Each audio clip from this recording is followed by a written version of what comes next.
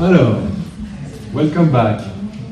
Donc là, pendant une heure et demie, on va avoir plus un descriptif théorique de ce que c'est l'apnée. On va traverser quelques connaissances basiques de physiologie. Donc il y a pendant une heure et demie, si vous voulez vous mettre bien confortable et prendre plus de zafou pour être peinard, n'hésitez pas si vous voulez vous mettre, si vous préférez vous mettre sur des chaises. Et puis suite à quoi on va se livrer à quelques exercices. Alors je veux surtout vous dire qu'il ne faut pas vous faire de soucis parce que l'idée c'est pas de faire une performance. On est beaucoup, on verra comment on peut s'organiser pour faire des rétentions de souffle sans qu'il y ait l'accident. Parce que vous imaginez bien que l'apnée c'est quand même ça peut être dangereux, donc on va y aller mollo. Et puis surtout avant ça, on va faire des exercices de relaxation, des pranayama, un tout petit peu de stretching respiratoire, de manière à être dans de bonnes dispositions. Suite à quoi, on se rasseyera en zazen pendant un tout petit peu plus longtemps cette fois, donc il n'y aura pas d'explication, puisque normalement vous savez comment on fait, puis si quelqu'un a loupé la matinée, je donnerai des explications rapides. Après quoi, c'est un sujet que j'aime bien développer, qui n'est pas traditionnel, que j'ai nommé Neruzen. J'ai eu des gens qui arrêtaient la pratique de Zazen, puis ils me disent « Ah, mais moi je peux pratiquer Zazen couché ». Puis je dis « Bah non, puisque c'est Za veut dire assis, tu ne peux pas faire assis couché en même temps. » Donc pour ne pas les fustiger ou qu'ils se sentent coupables de pratiquer le Zen couché, j'ai inventé une méthode avec laquelle on peut pratiquer le zen couché. C'est pas Zazen, c'est Neruzen, ça on verra à la fin. Puis si vous avez envie de l'expérimenter ce soir quand vous allez vous coucher, puis que vous êtes là demain, vous me ferez savoir si vous avez eu des rêves tout roses ou des rêves zen en noir et blanc. Alors, ouais, on ferme, parce que c'est...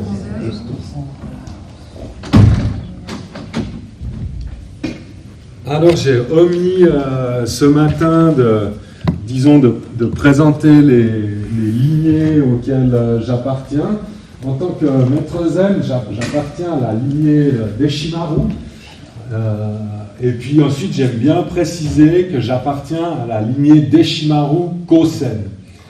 Il y a 40 ans, 45 ans de ça, les premiers maîtres japonais se sont rendus en Occident.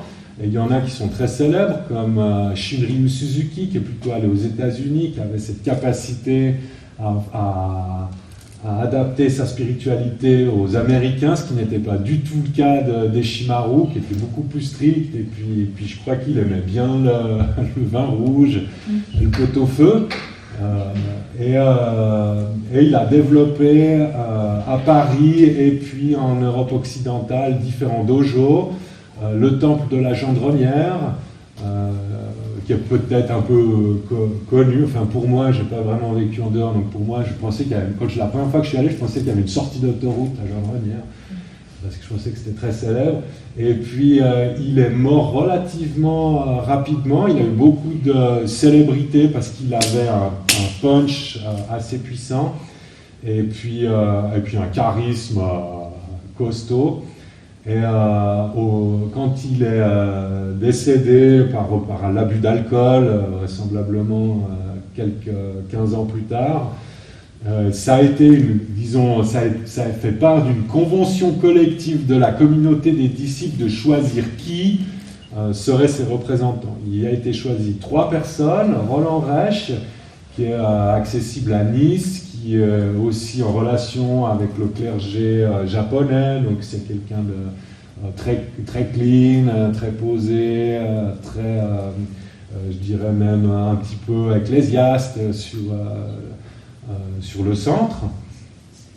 Étienne Zessler, qui était professeur de yoga, qui était quelqu'un de très intelligent, de la bonne société, qui n'était pas un moine il avait une femme, il a des enfants, Donc il a amené un aspect du zen qui a beaucoup plu à une certaine partie de la société. Et puis il y avait Stéphane Thibault, qui est le fils de Gilles Thibault, qui a écrit la plupart des chansons de Johnny Hallyday. Donc c'était un peu la jet set parisienne, et Stéphane Thibault, c'est son fils. Donc moi je suis le disciple de Stéphane Thibault, qui est un Parisien bien trempé. Et donc j'aime bien le souligner parce que j'ai jamais eu dans mon apprentissage du zen d'affaires trop japonisantes. Je suis pas souvent même, on me dit ouais, mais nous dans notre lignée on n'est jamais allé à l'école. C'est vrai, dernièrement, après 24 ans de pratique, j'ai ouvert un manuel du bouddhisme zen. Waouh! J'y croyais pas, il y avait plein de choses que je ne savais pas. Donc la lignée que je représente aujourd'hui, c'est une lignée dans le zen où l'enseignement a été purement transmis de maître à disciple et de manière orale. Mon maître a écrit des bouquins, mais qui sont strictement inconnus. Et puis, je crois que Deshimaru a été un tout petit peu mis de côté parce que trop punchy. Voilà, ça je voulais le souligner parce que quand un moine se présente, il doit aussi souligner la lignée dont il est issu. Et puis pour l'apnée, puisque cet après-midi il est plus question d'apnée, je suis instructeur à AIDA, l'Association internationale du développement de l'apnée. Et puis dernièrement, je suis aussi instructeur PADI pour des raisons de business en Égypte et puis d'assurance. PADI qui est quand vous allez en voyage puis vous allez faire votre première expérience de plongée bouteille. Ils ont aussi développé, c'est un système américain, ils ont aussi développé une forme d'enseignement de l'apnée. Alors j'aime beaucoup AIDA International parce que c'est des volontaires, comment on appelle ça, des bénévoles. C'est des bénévoles avec présidence et association et tout. Et l'enseignement est mis à niveau chaque année pour correspondre au niveau standard de sécurité ou alors des découvertes en matière de recherche scientifique sur la physiologie. Il y a quand même à l'heure actuelle des docteurs comme Erika Chagaté ou Frédéric Lemaître en France qui sont des apnéistes, qui sont également des médecins de recherche.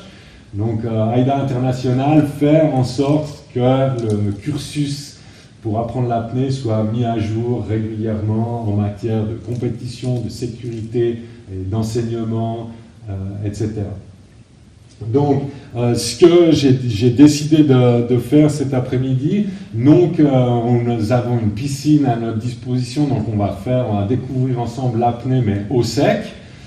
Quand j'ai ouais, alors il y a une grande partie de l'apnée qui se fait au sec, et de plus en plus, parce que c'est un peu, peut-être quand vous regardez le tennis, il y a ces statistiques qui sortent maintenant, où pour un match qui a duré 2h30, les échanges sur le terrain ont duré 22 minutes. Donc il y a un temps énorme de préparation de l'échange, quand le bonhomme tape la balle et tout. Et on ne peut pas s'entraîner, par exemple, au tennis, qu'en ne faisant qu'un match. Okay, il faut faire d'autres choses. On ne peut pas s'entraîner à l'apnée en plongeant, c'est dangereux. Si par exemple vous allez plonger à 10 mètres, il va falloir que vous compensiez les oreilles une dizaine de fois. Si vous pensez que vous allez apprendre ça sous l'eau, c'est un petit peu tard. Donc il y a une grande partie de l'apnée qui s'apprend au sec avec des exercices spécifiques. Alors il faut que je prenne un peu mes notes, à condition que je ne les ai pas perdues. Et puis, donc forcément, je vous l'ai dit ce matin, avec l'apnée, on va être beaucoup dans les chiffres. On va faire des respirations où ça va être important, combien de temps on inspire, combien de temps on garde, combien de temps on expire, combien de respirations on va faire pour se calmer, combien de respirations on va faire pour récupérer après. Tout ça, c'est très important. Okay, combien de secondes vont passer avant que vous ayez les contractions, combien de contractions vous êtes capable d'observer ou de supporter. J'ai demandé ce matin, je redemande encore, est-ce que quelqu'un croit qu'il a des indispositions physiologiques pour pratiquer la rétention du souffle? Ou est-ce que quelqu'un a peur? Ok, très bien. Alors, j'aime bien quand mes élèves ont peur, parce qu'en tant que moine, je dis la relaxation n'existe pas. S'il n'y a pas de stress, il n'y a pas de relaxation, puisque la relaxation est le processus d'abandon du stress. Donc quelqu'un qui n'a pas peur avant de plonger, je me dis catastrophe, il va s'endormir, comme moi au championnat du monde. Je me suis endormi à 60 mètres de fond, puis c'était limite dangereux. Ok, donc très bien. J'ai une élève qui a peur, donc ça va. Les autres, si vous avez peur, Violetta, je me méfie parce que je sais qu'elle peut tenir un temps infini. Donc des petits rappels qui sont importants. Vous savez que le sang qui est rempli d'oxygène est rouge, et que le sang qui est pauvre en oxygène tire vers le bleu. Okay. Pourquoi c'est important de savoir ça? Parce que quand on est apnéiste, le contact qu'on a avec les élèves dans l'eau, si à condition qu'ils n'aient pas de gants, je peux voir les mains et je peux voir ce qu'il y a en dessous du masque. C'est-à-dire je peux voir que la bouche, donc je peux voir les lèvres, et en regardant les lèvres, je sais si la personne est en hypercapnie ou en hypoxie, c'est-à-dire qu'elle a produit trop de gaz carbonique ou qu'elle est en perte d'oxygène, et donc elle peut menacer d'avoir une perte de conscience, ce qu'on appelle un blackout, ou alors une perte, une samba. Vous savez, ça vous est peut-être déjà arrivé, où vous essayez de reprendre votre souffle, puis ça secoue un petit peu, vous êtes tombé sur le dos une fois, puis vous n'arrivez pas à reprendre votre souffle. C'est des choses avec lesquelles on a affaire, à de haut niveau, on a affaire avec ça au quotidien. Donc aujourd'hui, rappelez-vous, les lèvres bleues, surtout maintenant qu'on parle de grippe saisonnière, et pire encore, c'est important de regarder la couleur des lèvres des gens, parce que si elles sont trop foncées, il y a une mauvaise oxygénation du sang. Quand il y a une mauvaise oxygénation du sang, alors la balance physiologique est complètement déréglée, on n'est plus en mesure de contrôler son mental, on n'est plus en mesure de contrôler ce qui se passe inconsciemment, naturellement, automatiquement dans notre corps. Il faut savoir que notre corps est fait à la base pour se remettre lui-même en bonne santé. Ok ? C'est pas qu'il tombe malade puis il faut aller chez le docteur pour se le faire réparer. Il est fait pour se régénérer lui-même. Et ça, comment? Alors forcément au travers de ce qu'on boit, de ce qu'on mange, mais surtout, qu'est-ce qu'on respire? Je vous l'ai dit ce matin, si on boit 1 litre ou 2 litres d'eau par jour, qu'on mange 1 kilo de nourriture, je l'ai noté quelque part, on respire 17 000 fois, entre 13 et 17 000 fois par jour, un demi-litre d'air, si vous êtes en bonne santé. Si vous n'êtes pas en bonne santé, on tombe à 3 décis, à l'apéro c'est vite fait, 3 décis. Alors imaginez que vous respirez 3 décis 13 000 fois par jour. Je ne vais pas faire le calcul parce que comme je suis apnéiste, il y a la moitié de mon cerveau qui ne fonctionne plus, mais vous le ferez pour moi.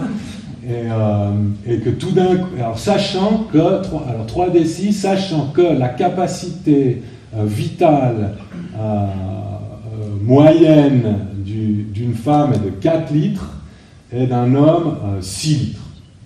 Okay? Donc si vous prenez une inspiration profonde, vous avez respiré ce que vous respirez normalement en une dizaine de minutes. Okay? J'exagère, mais ça c'est des nombres, il faut toujours exagérer un petit peu pour que ça soit percutant. Donc l'objectif, parce qu'il y a un défi, après ce stage, dans vos vies, il y a un défi, vous allez tenter dans une journée classique d'intégrer de 100 à 300 respirations où la conscience est présente.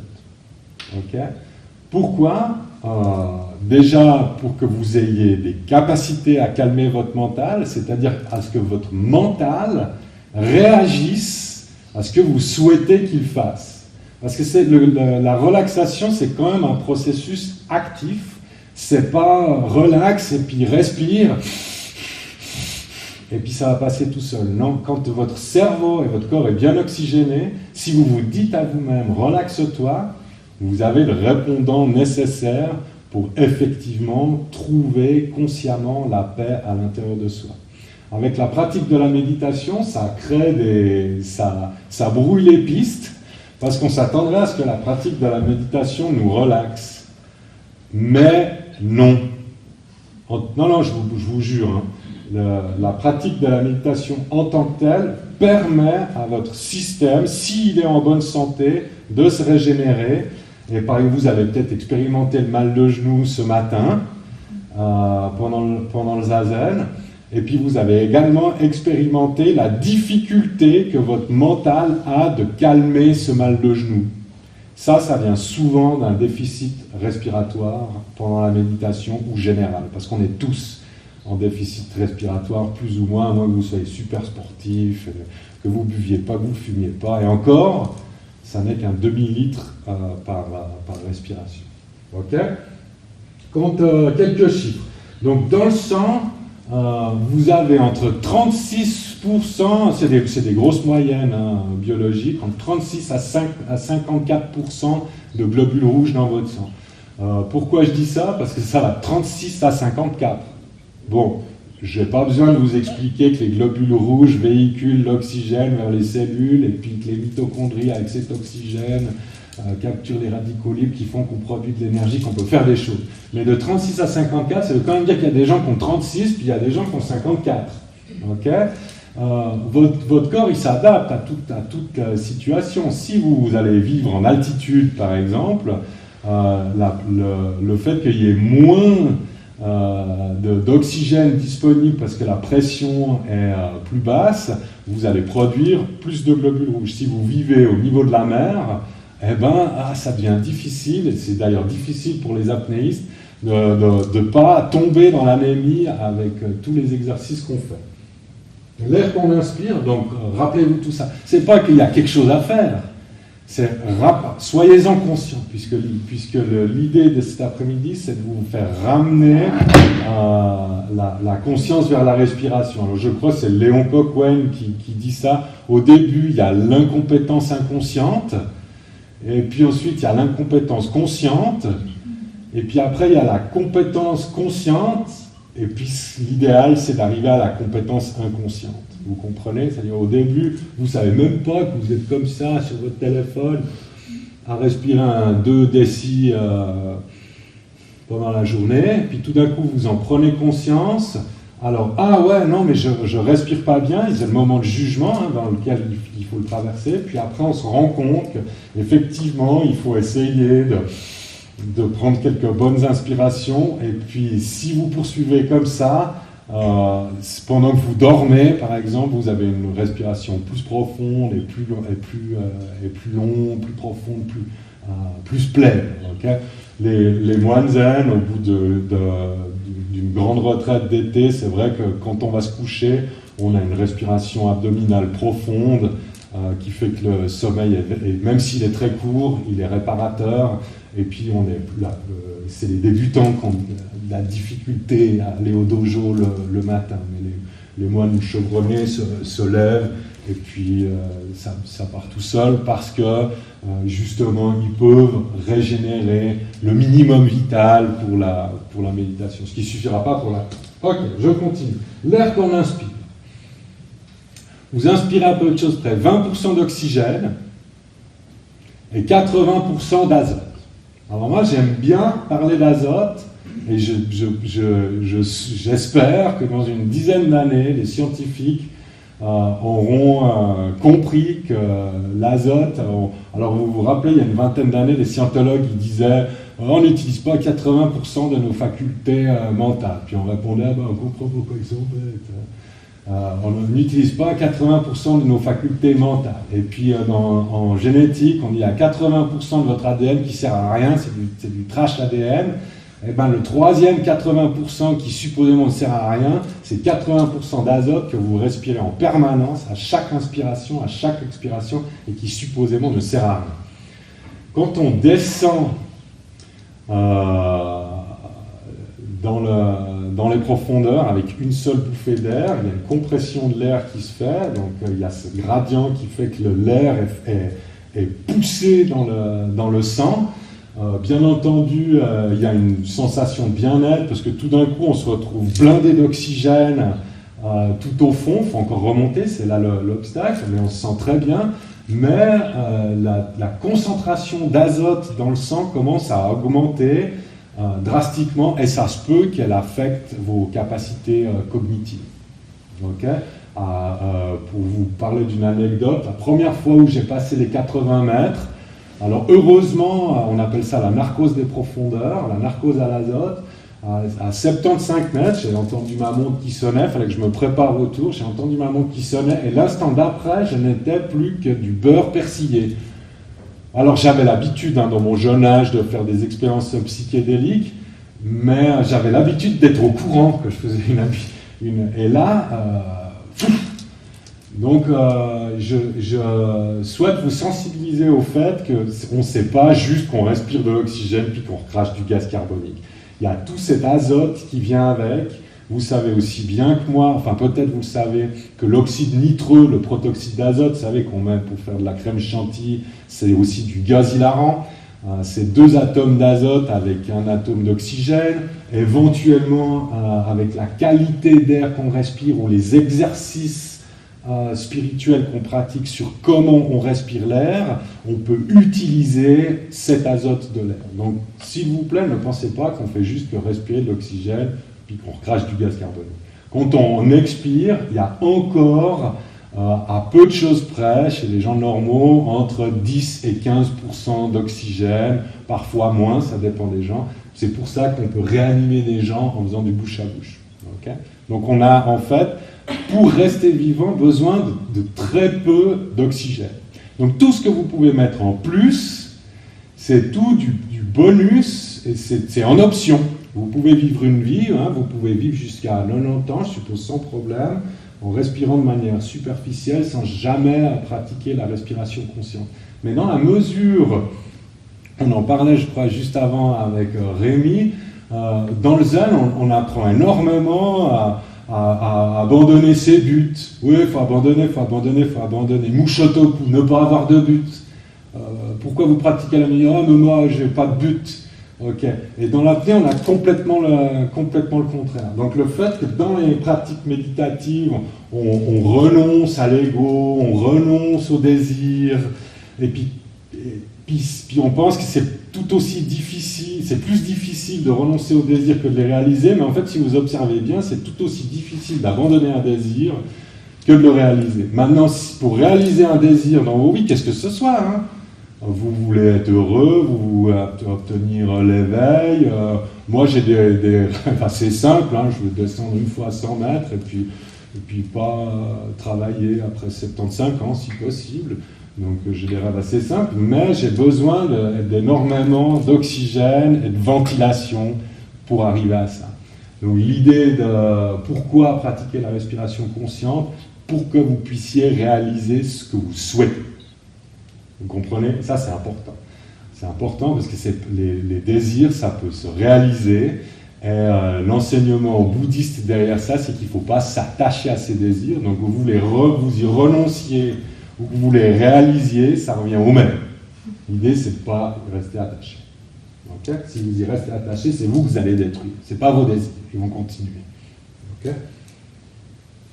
Le principe de diffusion, vous comprenez que quand on inspire, donc j'inspire l'oxygène, puisque maintenant on a parlé de l'azote, on en reparlera éventuellement, mais on va mettre de côté. Donc j'inspire de l'oxygène, cet oxygène va rentrer dans mon sang, être distribué aux cellules, il va être par les artères, il va être utilisé par les cellules, qui va relâcher du gaz carbonique, qui va revenir par les veines, et que je vais expirer. Vous savez ça, tout le monde sait ça. Alors, à l'état inconscient, et là on va arriver dans les affaires d'après, il n'y a pas dans le corps de mécanisme, il n'y a pas de police de l'oxygène. Okay? Donc si vous êtes hypoxique, il n'y a rien qui va spontanément vous dire respire. Okay? Vous allez juste être à plat. Vous avez juste les batteries qui sont à plat. Puis on va se promener. Tout devient difficile. Okay? Ce qui est contrôlé dans la circulation sanguine, c'est le taux de CO2, c'est le taux de gaz carbonique. Donc, comprenez bien, quand vous retenez votre respiration, qu'est-ce qui se passe? Bon, alors, vous êtes allongé, vous êtes dans l'eau, vous êtes dans votre lit, vous faites un effort minimum, donc la consommation d'oxygène est assez faible. Par contre, vous allez quand même produire avec vos pensées, avec des micro-mouvements, parce que le cœur bat, et puis il y a quand même des choses qui se passent, vous allez produire du gaz carbonique.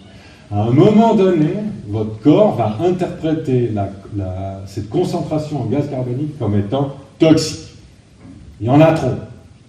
Votre cerveau va se mettre à flipper, va donner des ordres au diaphragme, contracte-toi, vide ses poumons, parce que ce qu'on veut quand on a l'urgence de respirer, c'est pas de l'oxygène. On veut faire sortir ce gaz carbonique. Okay? Parce que il rend le sang plus acide, c'est dur, ça fait mal, ça contracte.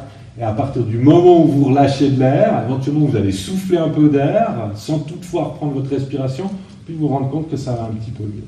Donc, quand on pratique l'apnée, vous allez retenir votre respiration, puis le CO2 va commencer à augmenter, l'oxygène va descendre aussi, et à un moment donné, la surabondance de CO2 va faire que vous ne pouvez plus retenir votre souffle. Okay? Il y a des gens, ils ont une sensation de brûlure au diaphragme, il y a d'autres, ils ont le diaphragme qui saute. La championne nationale de Singapour, quand elle a des contractions, elle sort presque de l'eau, et ça lui joue du tort, parce que si elle sort sa tête de l'eau, elle est disqualifiée. Donc elle doit maintenir la tête dans l'eau, parce qu'elle a le reste du corps qui se... Donc ouais, c'est très drôle, et puis les garçons font beaucoup de blagues sur cette championne, bien entendu. Donc comprenez bien que quand vous faites une apnée, d'abord, vous allez avoir l'urgence de respirer qui est liée à la surabondance de gaz carbonique. Mais vous avez encore énormément d'oxygène. Okay? Quand l'oxygène arrive au bout, il n'y a pas de contraction, il n'y a rien du tout, la machine se met sur off, c'est comme votre portable, les contractions, c'est il vous dit il reste 5% de batterie, puis quand il n'y en a plus, il s'éteint, c'est tout. Okay? Donc l'apnée n'est pas dangereuse. L'apnée à sec n'est pas dangereuse, l'apnée profonde, il en sera question si on fait quelques digressions, mais l'apnée à sec ou en statique dans l'eau n'est pas dangereuse puisque il vous sera impossible, avec la quantité de contraction, bon il y a des gens qui arrivent quand même, avec la quantité de contraction et d'urgence de respirer qui va être générée par le gaz carbonique, d'arriver jusqu'au bout de vos réserves d'oxygène. Okay? Donc là, on a un exercice intéressant. Donc ça veut dire que tu forces, ça veut dire que quand ces contractions viennent, tu t'empêches d'expirer, tu gardes ça à l'intérieur de toi. Alors bien entendu. Pour passer à un cas. Voilà, alors la question c'est comment on fait, bien entendu. Parce que est-ce qu'on va se battre et puis dépenser tout de suite tout notre oxygène qui reste, ou produire plus de gaz carbonique parce qu'on se tend, parce qu'on se dit merde, il faut que je tienne le coup, il faut que je batte le record suisse. Un truc comme ça, ok? Donc les contractions arrivent, après un certain temps, hein, ça c'est un temps qu'on détermine avec des premiers exercices, et puis, bien entendu que si on cède à l'urgence de respirer, alors on accélère ce phénomène d'urgence, ok? Il faut savoir aussi, bon, il y a des aspects effrayants hein, dans l'apnée. Pourquoi l'apnée au sec, c'est pas vraiment dangereux? Parce que quand vous arrivez de toute façon à une certaine saturation d'oxygène dans le sang qui passe en dessous d'un certain seuil, vous tombez dans les pommes. Et puis le fait que vous tombiez dans les pommes, ça permet à la machine de se rebooter. 15 secondes après, 10-15 secondes après, vous allez repartir. Alors si forcément vous avez la tête dans l'eau, vous allez boire de l'eau. Enfin, vous allez avaler de l'eau. Donc, si vous faites de l'apnée dans l'eau, vous le faites jamais seul. Faites avec quelqu'un qui peut au moins vous tourner. Et donc, comprenez que je retiens ma respiration, et imaginons qu'après peut-être 30 secondes ou 1 minute, je commence à avoir ces contractions. À ce moment-là, j'utilise mes techniques méditatives, disons mon bon sens méditatif, pour observer sans interférer. Vous en faites pas, elles vont gagner. Hein.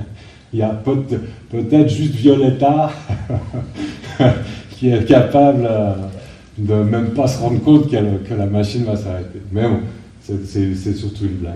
Okay? Donc, à partir du moment où vous vivez cette urgence, ouais, vous retenez de respirer, mais comment vous allez faire? Vous allez observer, c'est vous-même, hein, c'est personne d'autre que vous qui veut respirer. Donc, vous allez observer ces contractions le plus longtemps que vous pouvez. Okay? Bien entendu, quand je dis ça, vous allez penser qu'il s'agit de faire une performance maximum. Dans les exercices qu'on va faire, on va retenir notre souffle, et puis quand vous allez ressentir les contractions, alors peut-être on se mettra en binôme, vous ferez juste un signe avec le doigt, et puis 3-4 secondes après, vous recommencez à respirer. Okay? Puis, il faut savoir, c'est tout comme la planète, hein. C'est tout comme la planète. Heureusement, il y a une tolérance au gaz carbonique qui se crée. C'est-à-dire que si vous voulez faire un record d'apnée à la maison, il ne faut pas y aller d'un coup. C'est comme le zazen. Il vaut mieux faire au début une fois par semaine ou 10 minutes tous les jours. Puis ensuite, vous ferez 15 minutes tous les jours, puis 20 minutes. Si vous vous jetez de but en blanc dans une retraite de 3 ans, 3 mois, 3 jours, dans un temple zen avec des vieux moines qui ont des bâtons, vous allez manquer de souffle assez vite. Donc ça, c'est un truc qui se fait progressivement. Okay? Progressivement. Le record du monde d'apnée, c'est 11 minutes quelque chose. Tenir sa respiration 3 minutes, c'est relativement facile. Tenir sa respiration 6 minutes, c'est un petit peu difficile. Et puis ensuite, les athlètes que vous connaissez qui passent à la télé, comme Guillaume Néry, sont des gens qui retiennent facilement leur respiration 8 minutes. Okay? Donc, vous allez avoir les contractions à 1 minute, vous pouvez continuer. Quand vous le faites tout seul et que vous ne savez pas, il y a le phénomène de peur qui va arriver. La peur, c'est le truc qui consomme le plus d'oxygène et qui produit le plus de CO2. L'opposé de la peur, je peux me permettre de le dire parce que je suis un spiritualiste mystique, c'est l'amour. Quand vous retenez votre respiration, si vous avez des pensées de peur, la non-peur, ce que le zen disait, il y a la peur, puis la non-peur. Non, il y a la peur, et puis il y a l'amour. Quand il y a l'amour, il n'y a pas le peur. Puis vous le savez pertinemment, peut-être pas dans votre cerveau, mais dans votre cœur, c'est une vérité universelle. Okay? Donc quand vous retenez votre respiration, l'amour pour soi, ça peut vous aider à maintenir votre souffle plus longtemps, l'amour de soi. Moi, quand je fais des apnées statiques longues, je pense à ma maman, je pense à ma femme, je pense à ma fille, puisque c'est dans l'eau, et puis qu'éventuellement pour moi, l'eau c'est une composante féminine, donc je me laisse prendre par la houle, puis j'imagine qu'éventuellement je suis dans le ventre de ma mère, et puis ça calme mon esprit très profondément, et ça permet d'amener la surabondance de gaz carbonique beaucoup plus tard. Quand j'ai des élèves, je ne veux pas dire que je les hypnotise, mais je suggère un calme intérieur, relaxe, des trucs qu'on oublie de relaxer, relaxe les yeux, relaxe les mâchoires, relaxe les poignets, c'est toujours relaxe les épaules, détends les épaules, enfin. Et puis relaxer le bout des doigts, c'est quand la dernière fois que vous avez relaxé les orteils consciemment sans aller chez le pédicure. Donc c'est possible, ok? Ça on fera les exercices. Mais bon, continuons un tout petit peu. Maintenant, vous avez peut-être tous vu Grand Bleu, ou vous avez entendu parler de Wim Hof, qui est très à la mode, Iceman, le Hollandais qui a monté l'Everest en short, et puis qui plonge dans l'eau gelée, et puis qui aide beaucoup de gens, parce qu'il aide les gens à dépasser un peu leurs limites, de se balancer dans l'eau gelée. Alors lui, il utilise la technique d'hyperventilation. Okay, donc à peine il est devenu célèbre, tous les apnéistes lui sont tombés dessus, parce que justement, il faisait faire des apnées à ses élèves, et on lui est tombé dessus en lui disant « Ah, tu fais pas ça avec de l'apnée, c'est super dangereux ». Alors je vais vous expliquer pourquoi, puis vous allez commencer gentiment à comprendre comment la respiration peut influencer votre métabolisme global. Si j'hyperventile, alors qu'est-ce que c'est l'hyperventilation ? C'est toute forme de respiration où l'expiration va être de la même longueur que l'inspiration, voire plus courte. Si je fais, alors je peux compter, hein. C'est de l'hyperventilation. Ensuite, il y a l'hyperventilation que vous connaissez. les gens qui font des crises d'hyperventilation, puis il faut leur mettre un sac en plastique sur la figure pour justement qu'ils arrêtent de prendre autant d'oxygène. Alors, Wim Hof, il a bien réussi, et puis dans le Grand Bleu, on voit le japonais, vous savez, qui fait... Et puis ça continue, puis d'un coup, il tombe dans les pommes. Bon, alors ça arrive, ça m'est arrivé à moi aussi, hein. Vous en faites pas, ça arrive. Maintenant, qu'est-ce qui se passe? Alors, j'ai pas de beamer, donc je vais vous demander de visualiser une abscisse X, et puis une ordonnée Y, et puis ça c'est la quantité, et puis ça c'est le temps. Okay. Alors quand je retiens ma respiration, l'oxygène, il descend. Et puis disons à ce stade-là, je tombe dans les pommes. Puis en bas, il y a le gaz carbonique qui monte, puis quand il arrive là, vous ne pouvez plus retenir votre respiration. Entre les deux, ça va. Entre le moment où vous avez les contractions et le moment où vous allez tomber dans les pommes, vous avez fait 40% du chemin. Hein. Si on le fait à l'oxymètre de pouls, à 80% de saturation d'oxygène dans le sang avec contraction, et puis à 60%, les gens tombent déjà dans les pommes, mais il reste quand même 60% d'oxygène, hein, c'est pas qu'il n'y a plus rien du tout. Okay. Maintenant, quand vous hyperventilez, ce qui va se passer, c'est que vous allez drastiquement vider le gaz carbonique de votre sang, ce qui est utile. On me dira, comme ça, les contractions plus tard, ouais, c'est super. Nous, les apnéistes, on triche tous, mais on se connaît, et puis on sait quelle dose y mettre. Donc, si vous videz le gaz carbonique, les contractions vont venir plus tard. Donc, votre apnée, sur le début, va être plus agréable. Maintenant, vous allez me dire, ouais, mais le temps d'oxygène est toujours le même. Malheureusement, pas. Quand vous hyperventilez,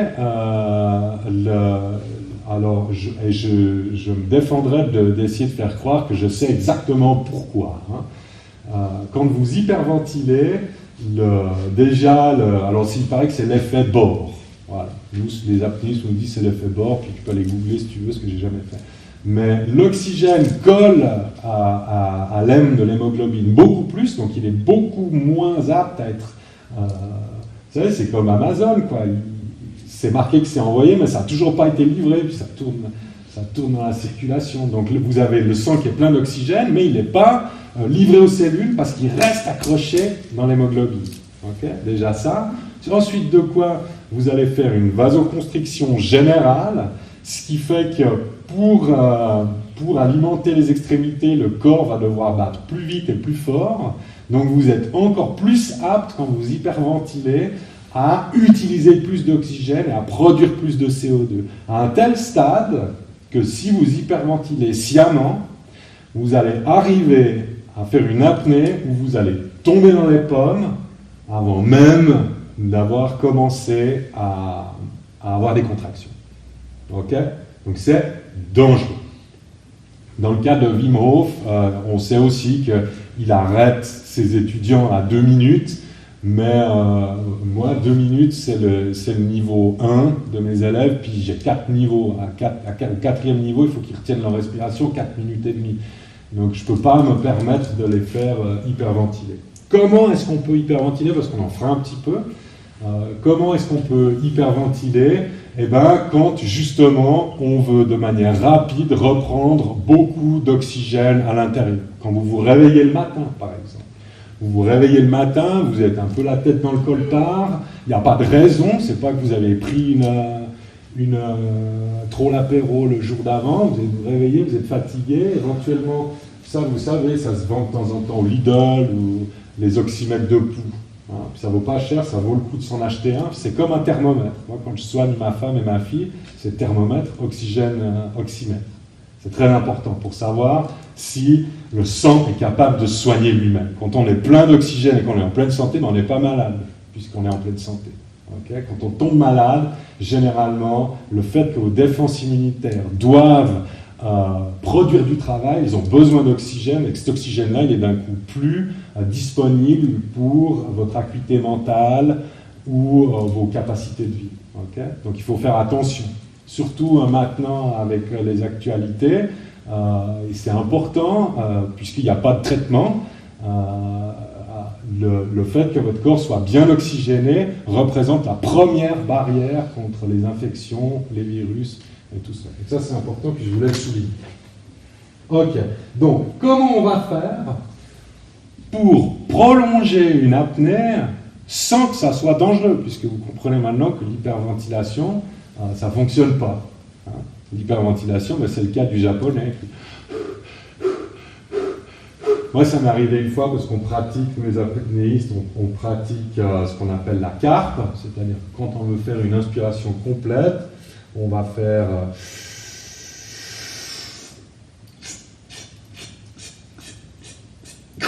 Ok, je ne fais pas trop parce que ça fait tout de suite tourner la tête. On va utiliser l'épiglotte et les joues pour pousser de l'air encore plus dedans. Et à ce moment-là, on se retrouve, on a un shoot d'oxygène qui va tout de suite créer une vasoconstriction, une ischémie du cerveau. Et puis ça m'est arrivé avant une compète, alors que je voulais faire un peu de stretching des poumons. Et puis je commence ça, et puis tout d'un coup j'ouvre les yeux, puis j'ai la tronche sur la table du bistrot. Et puis je regarde à gauche à droite, j'espère que personne m'a vu parce que c'est la honte. Alors ça arrive au championnat du monde, on voit le mec qui est dans l'eau, puis le juge dit « officiel top !» Puis le mec part pas, plus 10, puis le mec part pas, puis tout d'un coup, blablabla, on voit des bulles, et puis il ressort la tête, et puis il dit « j'ai fait une syncope ?» Ouais, tout le monde rigole. La championne du monde, Tania Streeter, pareil, elle part pour faire 167 mètres, hein, joli les nanas quand même, 167 mètres, et puis elle se réveille, elle rigole, elle dit, je peux quand même y aller? Ouais, parce qu'elle était encore dans le temps, elle recommence, et pouf! Bon, moi je joue avec ça, mais ça c'est chacun a sa méthode, je joue avec ça. Vous pouvez hyperventiler pour repousser les contractions et pour amener beaucoup d'oxygène à l'intérieur. Cependant, il faut que vous rajoutiez des respirations derrière pour calmer le cœur, calmer le mental, parce que sinon, ça ne va pas vous être utile. Donc comment on fait? Toute respiration qui n'est pas de l'hyperventilation, c'est-à-dire où l'expiration est plus longue que l'inspiration. Okay. Donc, dans les 100 à 300 respirations conscientes que vous allez tenter de mettre dans votre quotidien pour votre bien-être personnel, bon, ça peut être des respirations où vous êtes juste conscient, ça va, mais si vous en faites 300 fois par jour, il faut changer de boulot. Hein. Ok, donc inspirez, par exemple, j'inspire sur 3 temps, j'expire sur 6. Je inspire sur 3 temps, j'expire sur 6. Quand vous expirez, tout ce temps-là que vous expirez, c'est tout ce gaz carbonique qui sort. Et quand vous inspirez normalement, vous ne prenez pas une surdose d'oxygène. Okay, cette respiration-là, quand les apnéistes appellent ça la purge, c'est la même. Bon, les maîtres zen disent très important l'expiration. Mais pourquoi? Pour que vous relarguiez ce CO2, pour que vous ayez encore de l'oxygène disponible, et puis que vous n'ayez pas ces tensions dans les genoux, vous n'ayez pas mal là, vous n'ayez pas l'esprit qui pourrit, parce qu'au bout d'un moment, les tensions, c'est bientôt fini. Puis vous faites des apnées sans le vouloir. Okay? Donc l'apnéiste, pour prolonger sa respiration, insiste sur l'expiration. Ensuite, bien entendu, que ça va optimiser l'utilisation de l'oxygène, parce que quand on est conscient qu'on respire calmement, le système suit, on est bio-entraîné par notre respiration. Si vous respirez calmement et profondément, c'est votre esprit aussi qui respire calmement et profondément, donc votre esprit se calme. Il a moins de fantaisie, de peur, ce genre de trucs pour parler de l'apnée, puisque l'ennemi principal, c'est la peur. Okay, je vais mourir. Je vais mourir, il faut que je respire. Vous avez le droit à un bailler. Quand je parle d'apnée avec ma mère, elle baille tout le temps, et c'est son diaphragme qui devient enthousiaste. C'est très bien. Donc, vous comprenez que pour aller de l'avant avec l'apnée, eh ben, il faut réduire sa consommation d'oxygène et puis il faut réduire sa production de CO2. Et pour ça, ben, il faut apprendre, il faut pratiquer. Okay, c'est pas parce qu'on est moine zen et puis qu'on a fait 25 ans de méditation qu'on est bon en apnée. Non. Tous les apnées, il n'y a aucun apnéiste qui a vraisemblablement commencé par le yoga puis qui s'est dirigé vers l'apnée. À un certain stade de performance en apnée, on comprend qu'il faut faire un travail supplémentaire sur soi pour atteindre ces sphères qui existent au-delà des limites qu'on croyait qu'on avait au début. Quelqu'un comme Guillaume Néry, c'est quelqu'un qui a commencé l'apnée avec la chasse sous-marine parce qu'à Marseille et puis à Nice, bah, c'est classique de commencer comme ça, parce qu'on va à la chasse, et puis c'est ensuite, quand on arrive à certaines profondeurs, qu'on se rend compte qu'il faut faire des étirements de la cage thoracique, que ces étirements de la cage thoracique et ces manières de respirer produisent une nouvelle vision du monde, et à ce moment-là, on rentre, disons, dans ce petit cercle d'initiés des apnéistes spiritualistes. Je pense qu'il est absolument impossible, quoique j'aime bien faire des blagues avec Alexei Molchanov, il est absolument impossible d'envisager de retenir sa respiration plus de 6 minutes ou de descendre à plus de 100 mètres de fond sans avoir une dimension spirituelle dans son exercice. Sauf Alexei Molchanov, qui est vraiment, parce qu'il a des cuisses grosses comme ça, et puis pour lui c'est pas de cuisses. Ok.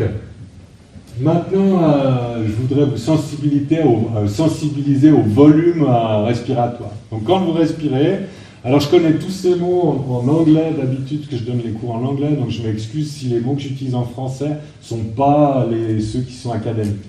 Mais vous avez ce que j'appelle moi le tidal volume, la capacité normale. Hein, vous inspirez, vous expirez, vous inspirez, vous expirez, normal, le demi-litre dont on parlait avant. Alors observez-le. Okay. Respirez un tout petit peu, puis observez. Ne faites pas d'effort hein, pour en faire plus ou moins.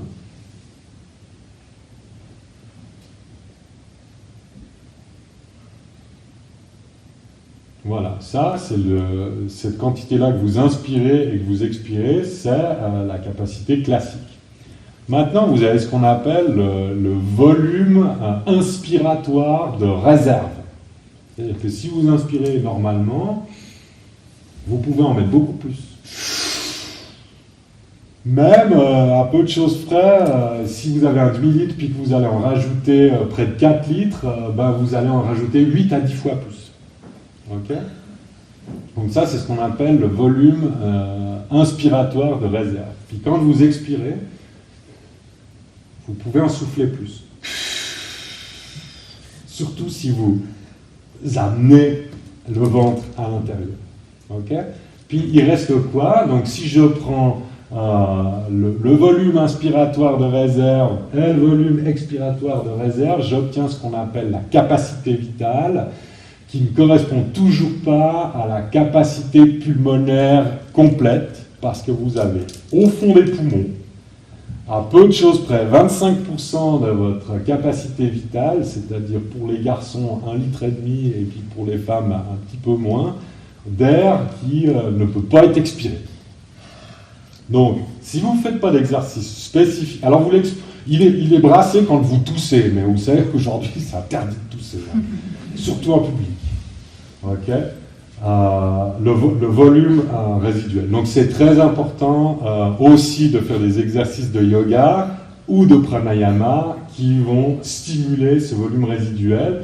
Les fumeurs, il y a tout qui va au fond, les gaz d'échappement, les pollens, il y a tout ça qui va au fond.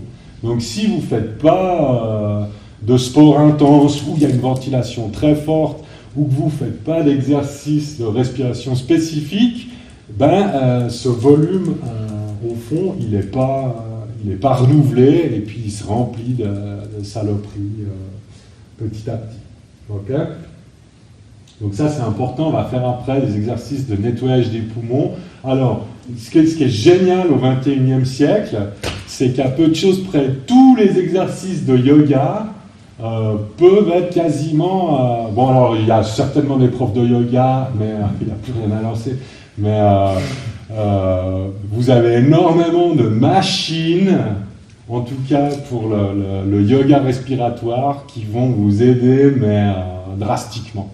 Hein, les nettoyages de poumons yogi, où on va expirer par un coup en faisant des mouvements spécifiques, ben vous pouvez aussi acheter sur Amazon le shaker, c'est une espèce de pipe, puis quand vous soufflez dedans, ça vous renvoie l'air dans les poumons, vous faites ça dans la douche chaude le matin avec un petit peu de buée, vous soufflez 3 fois dedans, et là, vous êtes tranquille pour la journée, vous pouvez aller au boulot, personne ne tousse.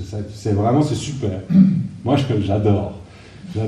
Ou aussi, vous avez maintenant les sportifs, la plupart des sportifs se sont mis à ça, vous avez des masques de rétention d'entrée du souffle, ce qui fait que tout d'un coup, vous devez créer un effort supplémentaire pour faire entrer l'air. Donc, c'est un effort que vous allez faire de manière directe, tandis qu'avec le yoga, il faut que vous créez une constriction à l'intérieur. Okay, en faisant, alors je ne me rappelle plus exactement comment il s'appelle, parce que j'oublie les noms yogis, mais où cette respiration freinée. Vous savez, où on bloque un tout petit peu le flux d'air en faisant un petit peu de bruit. Okay, vous avez des trucs qui sont très marrants. Alors pour les apnéistes, on a vite fini avec ces jouets parce que la plupart des spiromètres font 5 litres, ce qui est ridicule. Moi j'ai à peu près 11 litres, voire 12 litres de capacité pulmonaire quand j'y vais à fond, c'est-à-dire le double d'un être humain normal. Je ne peux pas utiliser tous ces objets. Mais il y a des trucs, ça coûte pas cher du tout, avec le volume inspiratoire, puis par exemple 3 boules qui vont monter, donc vous pouvez faire une inspiration longue, ça fait monter la première boule, la deuxième un petit peu comme dans le Top Gun, où ils font cet exercice avec la boule qui doit rester en deux. Et ça c'est super, parce que ça vous permet de faire des exercices respiratoires de manière ludique, sans que vous deviez nécessairement vous concentrer énormément, donc n'hésitez pas, parce qu'aujourd'hui tous les médecins le conseillent. Ok. Un tout petit rappel éventuellement, je voudrais que vous sensibilisez à la différence entre ce qu'est l'hypoxie et l'ischémie. Ok. Ça, on doit l'apprendre aux apnéistes. L'hypoxie, c'est quand un organe n'a plus une livraison suffisante d'oxygène parce que le stock global d'oxygène est bas. Ok. Donc c'est ce qui arrive éventuellement à la fin d'une longue apnée.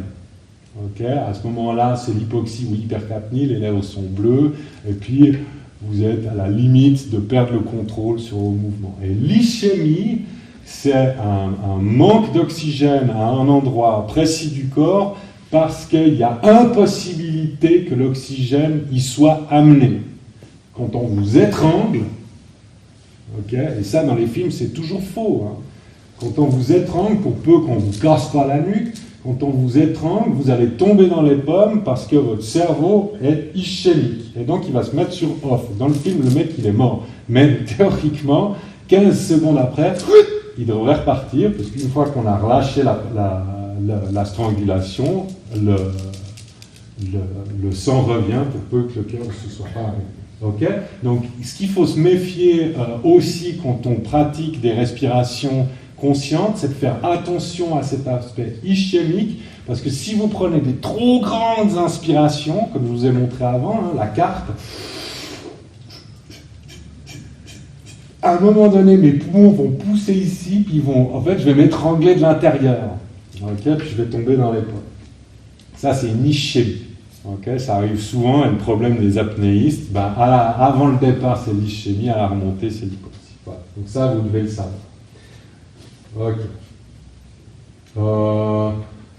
Oui, ça c'est intéressant. Comment on fait un apnéiste pour s'entraîner à retenir sa respiration plus longtemps? Alors il y a tout l'aspect de relaxation, et juste si je suis toujours dans les temps, ouais, ça va. Il y a bien entendu tout le travail de relaxation qui chez moi est énorme, hein, puisque je pratique quand même beaucoup la méditation, puis maintenant j'ai comment on appelle ça, cette compétence inconsciente. Maintenant, si je stresse, je stresse pas. Ouais, c'est normal, je reconnais que je stresse, puis quand je reconnais que je stresse, je me calme. Puis pour moi, c'est facile de reconnaître le stress parce que je sais faire la différence entre le calme et le stress. Donc ça, c'est un entraînement. On pourrait dire que la méditation est une forme d'entraînement. Mais disons quelque chose de plus critique. On va s'entraîner de manière séquentielle à retenir sa respiration un temps donné, la moitié par exemple de son maximum. Si votre maximum c'est 1 minute, ben vous allez choisir 30 secondes. Si votre maximum c'est 10 minutes, vous allez choisir 5 minutes. Puis vous allez partir avec 2 minutes d'air pour... alors mode avion s'il vous plaît. Vous allez commencer avec 2 minutes, puis pendant 2 minutes vous allez vous reposer. Et puis vous allez vous relaxer, vous allez respirer comme on va le faire après, et puis vous allez retenir votre respiration 30 secondes, en admettant que votre maximum soit 1 minute. Puis après 30 secondes, vous avez 15 secondes de moins pour récupérer. Donc 1 minute 45, puis vous allez retenir votre respiration 30 secondes. Puis vous avez 1 minute 30 pour récupérer, puis vous allez retenir votre respiration 30 secondes. Il y a 1 minute 15, 30 secondes, 1 minute, 30 secondes, 45 secondes, 30 secondes, 30 secondes, 30 secondes, 15 secondes, 30 secondes. Et ce qui se passe là, c'est que vous avez le temps de récupérer. Parce qu'en 3 ou 4 inspirations, normalement une personne en bonne santé, en 3 ou 4 inspirations, l'oxygène, il est retour à 99%. Okay? Donc vous avez toujours le temps suffisant pour réengranger l'oxygène nécessaire. Par contre, vous n'avez pas le temps d'expirer tout ce gaz carbonique. Donc vous allez augmenter la dose de gaz carbonique dans le sang encore, et encore, et encore, et encore, et encore, et encore, jusqu'à ce que généralement, la dernière répétition, vous avez le temps en 15 secondes de faire... Et puis... Ok, c'est comme ça qu'on s'entraîne. Alors bon... Ouais. J'avais le journaliste de Buddha News, il s'est accroché à son lit, c'était génial. Mais il a fait 3 minutes 26 quand même pour un bonhomme qui n'avait jamais retenu sa respiration, qui fume et qui vient de Paris en TGV. Ok. À quoi ça sert de retenir sa respiration? Des fois qu'on pourrait se poser la question. Je vous l'ai dit ce matin, quand vous apprenez à retenir votre respiration, okay, à défaut d'aller au-delà de vos capacités d'acceptation de la situation, vous pouvez vous apprenez à retenir cet état d'urgence intérieure. Okay? Votre mari vous a dit un truc qui ne plaît pas, après 25 ans de zazen, vous devriez voir ce qu'a mari et une femme quand ils ne savent pas se contrôler, c'est la bombe atomique, tout de suite. Il n'y a même pas de Kalachnikov avant, c'est la bombe atomique d'entrée. Et je l'ai vu et revu, et j'ai vu suffisamment de couples zen qui se sont séparés parce qu'au bout d'un moment, ils ont trop d'énergie, mais absolument aucune, je ne veux pas dire contrôle de soi, mais aucune capacité à se retenir. Donc quand vous apprenez à retenir votre souffle, qui est quand même une urgence de vie ou de mort, vous apprenez à vous retenir très profondément.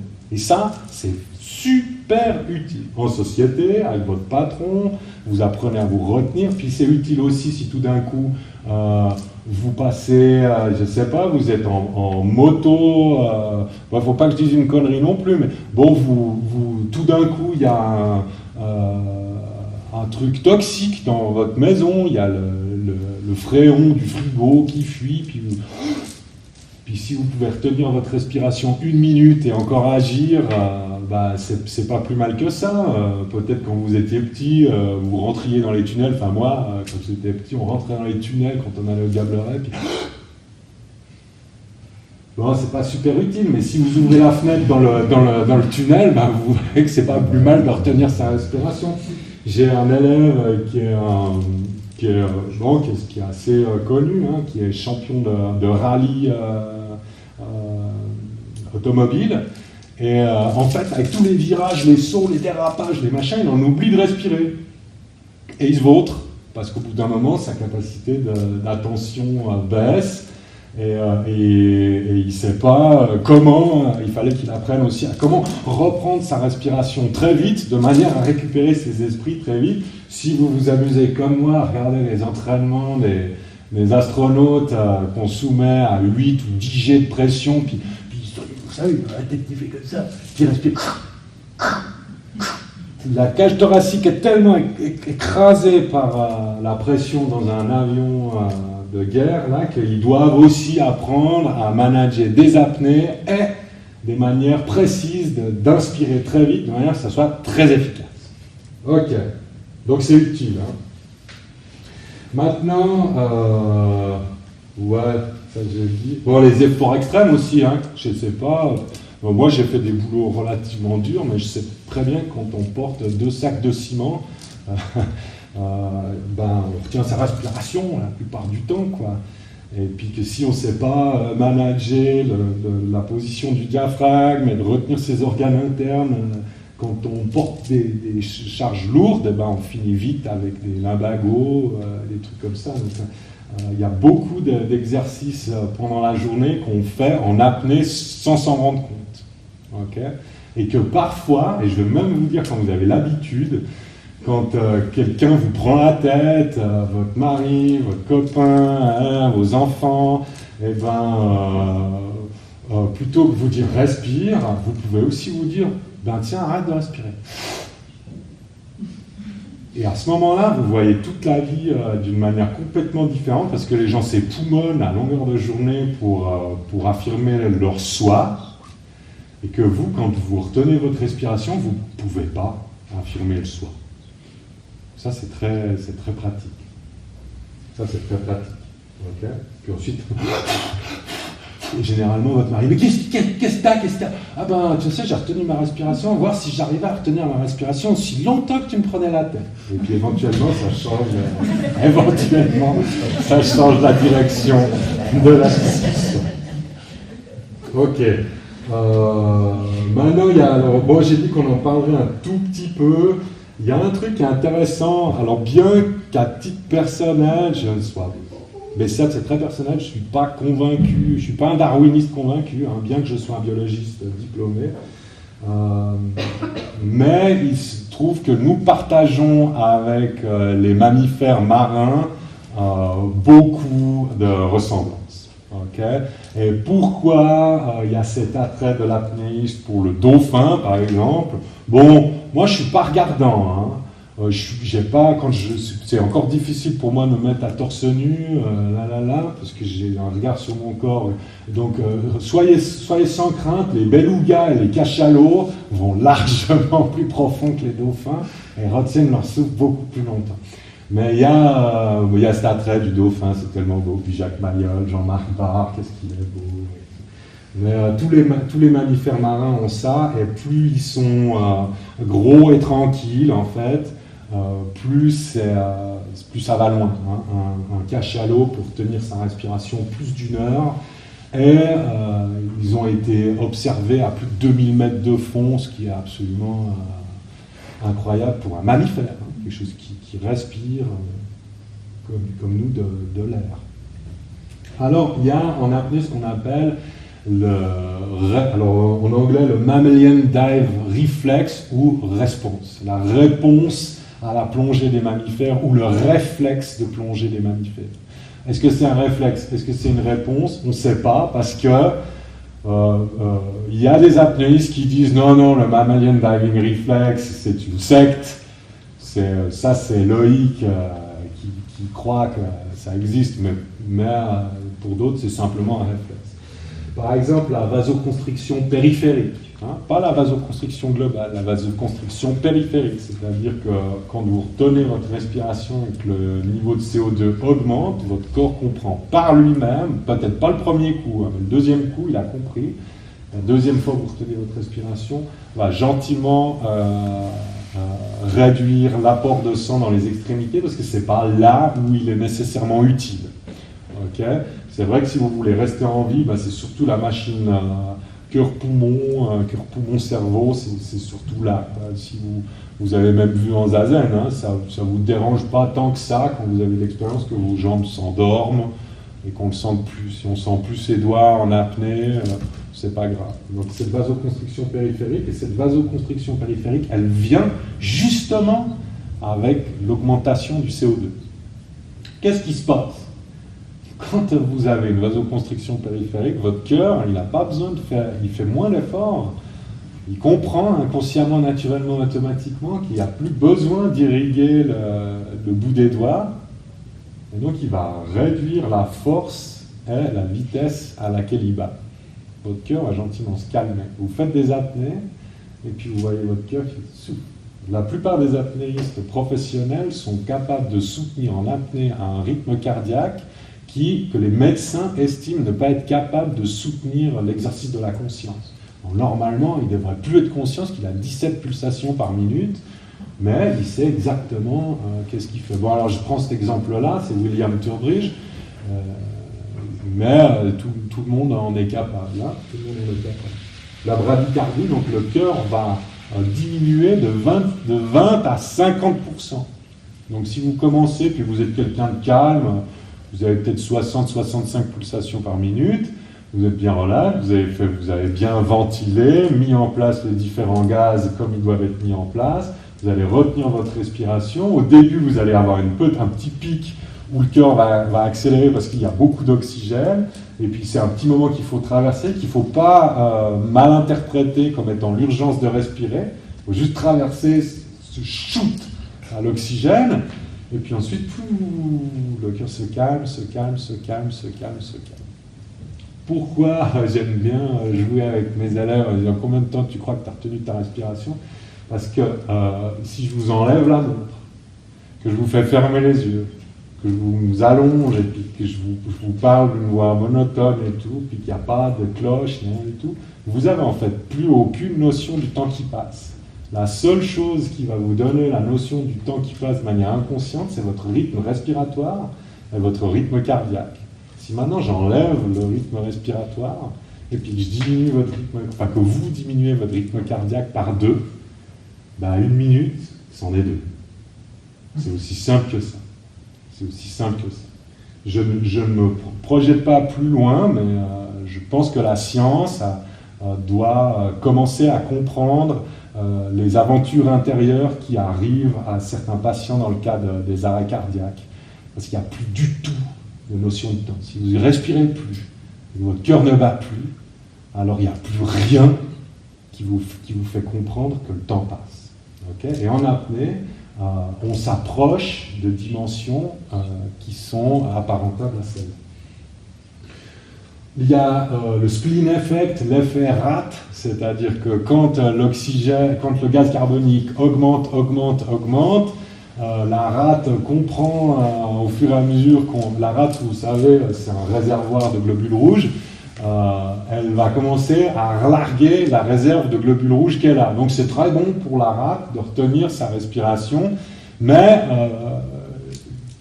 un petit peu au-delà de l'urgence de respirer, quoi. Si vous laissez tomber, vous savez, c'est comme si vous vous grattez le nez à chaque fois que ça gratte le nez, vous vous décroisez à chaque fois que vous avez les fourmis dans les pieds, en zazen, vous n'allez pas y arriver. Avec l'apnée, c'est pareil, il faut faire un petit effort. Et c'est derrière ce petit effort, derrière cette limite, qu'il y a un champ incroyable de possibilités.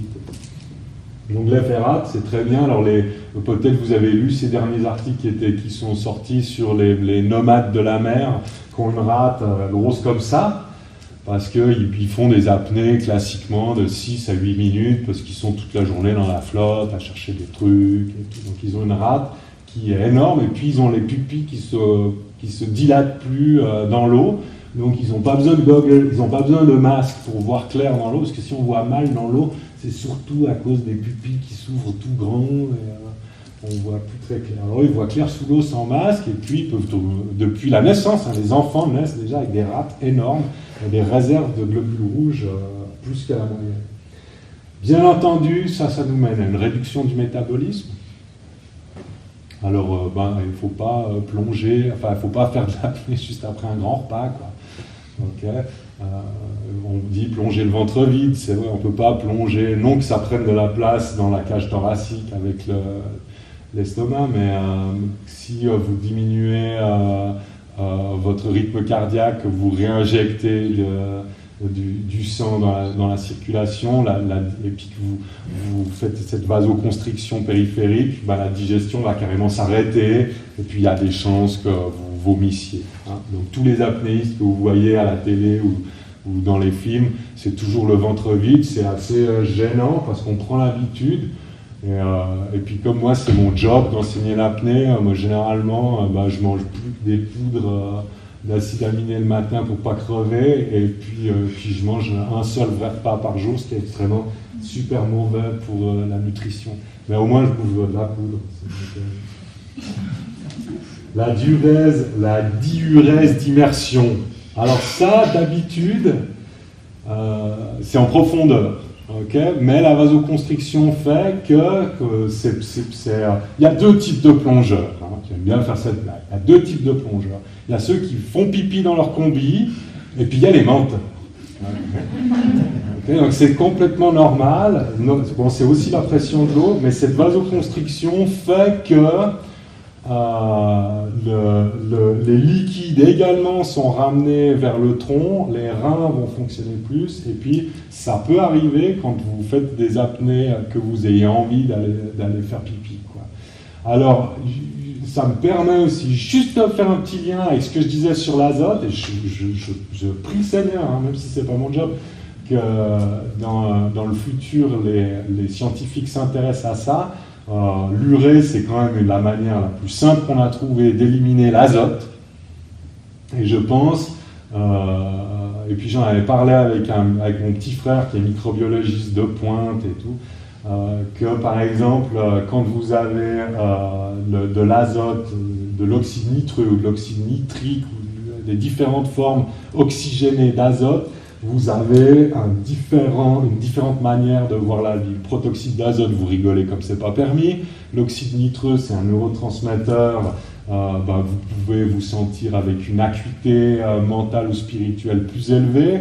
Et puis ensuite, Guillaume Néry, qui par exemple décrit des cauchemars dans ses narcoses de profondeur, plutôt que des images chouettes et rigolotes. Moi, je pense tout de suite, si tu as arrêté de manger de la viande, des animaux, ça passerait une alimentation pauvre en azote, parce que tu suroxydes l'azote éventuellement. Donc ça affecte notre esprit. Donc le fait aussi de retenir sa respiration, d'aller vers cette vasoconstriction, d'augmenter les doses de toxicité de notre sang, en fait, par rapport au confort qu'on souhaiterait, va nous aider à nous libérer de cet azote qui peut avoir une action sur notre métabolisme cérébral. Vous savez aussi bien que moi que tous les neurotransmetteurs dans le cerveau sont faits avec de l'azote.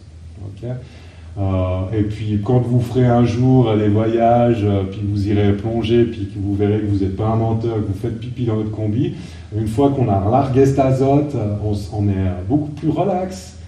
Alors oui, quand on fait pipi, on est beaucoup plus relax, mais ça se pourrait bien aussi que ça soit l'absence d'une surabondance d'azote qui participe. Et ça, pour le moment, c'est la science-fiction. J'en suis convaincu. Ok.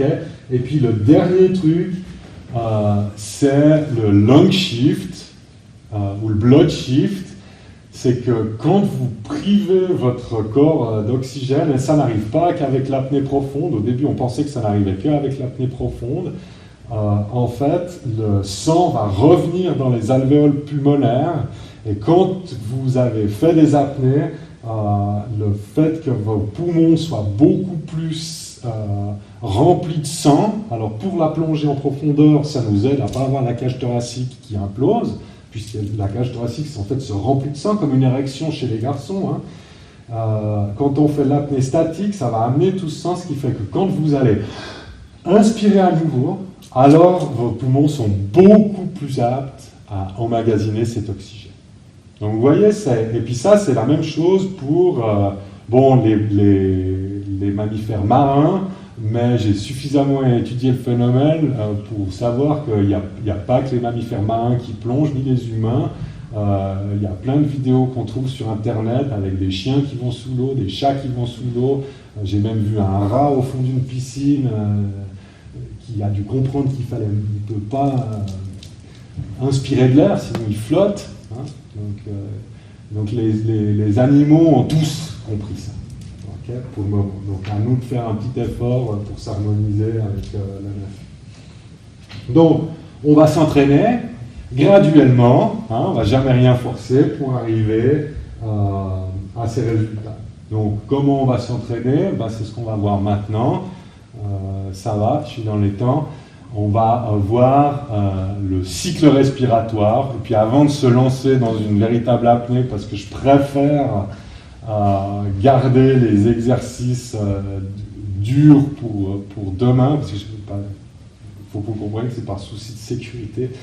Je n'ai pas le droit, en tant que prof d'apnée, de surveiller plus de 4 personnes à la fois qui font les apnées. Parce que s'il y en a 3 d'entre vous qui font les syncopes, ça ne le fait pas. Et puis ça peut arriver, Donc on va faire des exercices apparentés. Ok.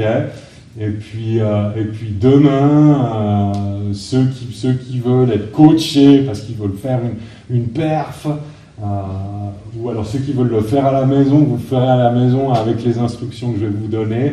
Et puis s'il y a quelqu'un qui veut bien être volontaire, on peut faire une apnée prolongée avec quelqu'un qui pense qu'effectivement il ne fera pas plus qu'une minute, quelque chose comme ça. Donc le cycle respiratoire de l'apnéiste, il y a 4 phases. C'est comme le zazen. 4 phases. Zazen, Kimin, Yasho, Sampa. Ensemble. Relaxation, dernière inspiration, apnée, récupération. Toujours. Relaxation, dernière inspiration, apnée, récupération. Comment vous allez vous relaxer? Alors ça, on va le faire ensemble. Et puis on peut essayer quelque chose de pas trop monstrueux. C'est-à-dire on peut essayer d'aller jusqu'à votre première contraction, mais je ne vais pas vous demander d'aller plus loin. Ok? On va le faire ensemble. Donc, relaxation. Vous pouvez, disons, prendre une posture relaxe. Si vous préférez être couché, mettez-vous couché. Si vous préférez utiliser les connaissances de l'apnéiste pour en faire une connaissance de yoga ou de pranayama, alors c'est mieux que vous restiez le dos droit. Ok, comme ça vous allez utiliser votre diaphragme, ce qui est très bien. Puis si ce qui vous intéresse plus c'est l'aspect relaxation onirique, vous pouvez vous coucher à vous de voir. Ok. Alors pas debout. Voilà. Et puis ceux qui sont sur des chaises, ouais, très bien. Bon, vous allez maintenant une main sur le torse et puis une main au niveau du nombril. Il y a deux muscles qui sont responsables de la respiration. Le principal, c'est le diaphragme, qui est une espèce de chapeau de méduse que vous avez entre les poumons et le foie, la rate, le pancréas, les intestins, l'estomac. Le diaphragme est en contact avec tous les organes internes. Donc quand il bouge, il masse tous les organes internes. Puis vous avez les poumons avec les intercostaux. Vous pouvez respirer comme ça, en sortant le ventre, en le rentrant, ou alors vous pouvez respirer sportif, en utilisant et en gonflant les poumons. Alors pour le moment, vous allez, avec la main qui est sur les poumons, veiller à ce que vous n'utilisiez pas les intercostaux. Donc vous allez respirer qu'avec le diaphragme, c'est-à-dire quand vous inspirez, vous laissez le ventre sortir. Vous allez sentir une petite limite. Ça peut éventuellement, si vous inspirez à fond juste avec le diaphragme, vous allez sentir que ça commence à tirer un peu là sur les épaules. Puis quand vous expirez, vous rentrez le ventre. C'est tout. Avec l'autre main, vous vérifiez que ça ne bouge pas. Alors faites ça. Vous pouvez fermer les yeux.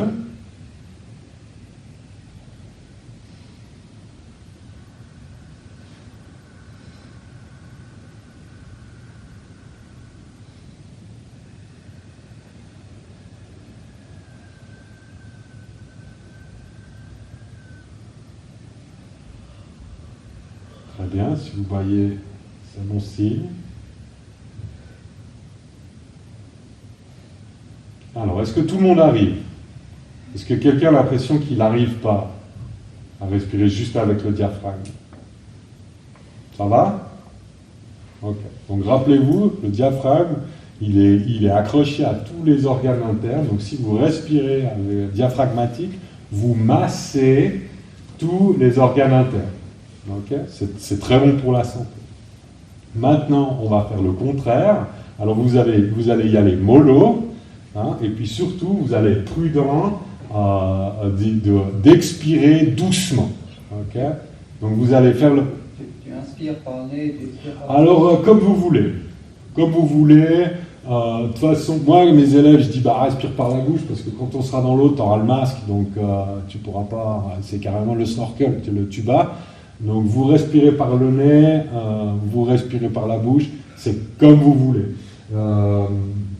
Demain, c'est plus prévu pour demain qu'on fasse même quelques petits exercices de narines alternées pour voir qu'est-ce que ça fait quand on respire comme ci, comme ça. Mais pour le moment, bouche ou nez, comme tu veux. Ok? Donc maintenant, vous allez faire en sorte que le ventre ne gonfle pas, puis vous allez essayer juste vos intercostaux. Donc vous allez faire... Puis vous laissez le parapluie se refermer.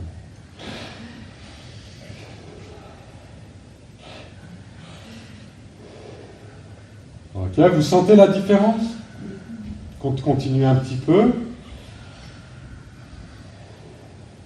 Voilà, là vous découvrez peut-être des petites tensions dont vous n'aviez pas la connaissance juste avant. Ah tiens, j'ai un muscle là, je ne savais pas. Ah, cette vertèbre là, si elle faisait crack, ça ne serait pas plus mal. Ok, donc, ouais, ça vaut le coup. Maintenant, tout le monde y arrive, ça aussi? Voilà, hein, normalement tout le monde y arrive. Alors vous avez senti, hein, là, ah bah tiens, là, cette côte flottante là, ah bah alors vous avez un physio dans la salle si vous voulez prendre rendez-vous.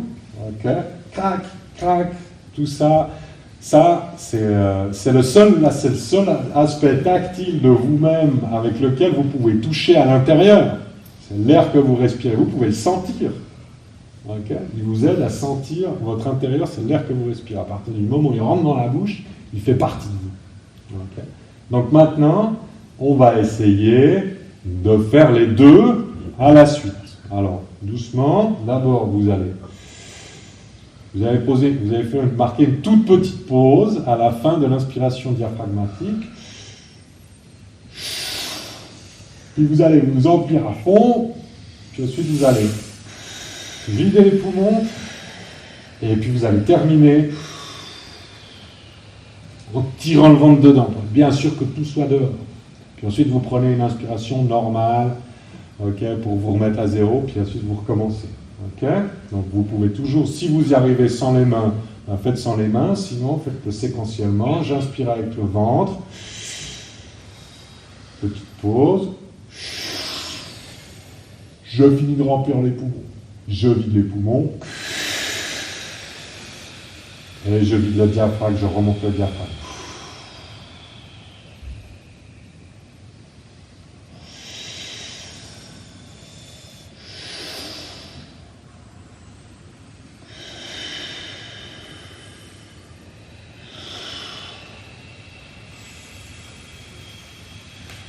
Tout le monde y arrive? Ah, la durée d'immersion. Ok? Donc, bon, on s'est rendu compte, les médecins ont fait quand même quelques petites études statistiques, puis ils se sont rendus compte que quand on faisait diaphragme, poumon, on n'engrangeait pas beaucoup plus d'air que quand on le faisait naturellement à fond, peut-être juste 10% de plus. C'est pas énorme. L'apnéiste, lui, va même essayer, alors si ça c'est la respiration abdominale, alors là c'est quoi? C'est la vache suisse, puis là c'est la méduse espagnole. On a encore la possibilité de faire la grenouille. Hein. Vous pouvez remplir le diaphragme descend, les poumons, et puis vous pouvez essayer d'attraper un tout petit peu plus d'air. Okay, puis à ce moment-là, même votre trachée se remplit d'air, puis vous avez un pack relativement costaud. Bon, on évite pendant les apnées statiques. Pourquoi? Parce que si on prend trop d'air, on peut se retrouver avec une certaine tension, et puis à ce moment-là, la production de gaz carbonique et l'utilisation d'oxygène va plus vite. Donc on conseille 85% du maximum, c'est ce qui va vous rester confortable. Le journaliste, là, le Parisien, lui, il prenait une énorme bouffée, puis il en relâchait un petit peu dès le début. Bon, pourquoi pas. Quand on fait ça dans l'eau, quelqu'un qui relargue sa respiration pour un prof d'apnée, c'est tout de suite, qu'est-ce qui se passe, hein? Donc, quand on fait des petits exercices, ne le faites pas, vous gardez votre air dedans, et puis si vous devez en souffler, vous respirez, ok? Comme ça, j'ai pas, moi non plus, l'impression que vous êtes pris entre deux eaux, puis que vous faites un truc qui n'est pas ce que je vous ai montré. Donc ça, c'est comme ça qu'on va respirer pour se calmer. Okay. Donc quand on fera la petite tentative pour vous découvrir un tout petit peu comment vous réagissez à l'annonce de respirer, vous allez gentiment, pendant 2 minutes, respirer de manière diaphragmatique, masser les organes. Maintenant, on va le faire ensemble. Ce que je voudrais, c'est que vous respiriez diaphragmatique, puis vous allez compter. Okay. La science du pranayama, c'est pas seulement respirer, c'est aussi compter. Et je vous promets que demain, je vous montrerai quelques exercices de pranayama où il s'agit de faire 6 respirations. À 3, vous allez perdre le compte. Okay. Donc, vous respirez diaphragmatiquement, puis vous allez compter avec votre propre rythme. Combien de temps il vous faut pour terminer votre inspiration diaphragmatique, puis ensuite vous allez expirer avec le même rythme et faire le double. Ok ?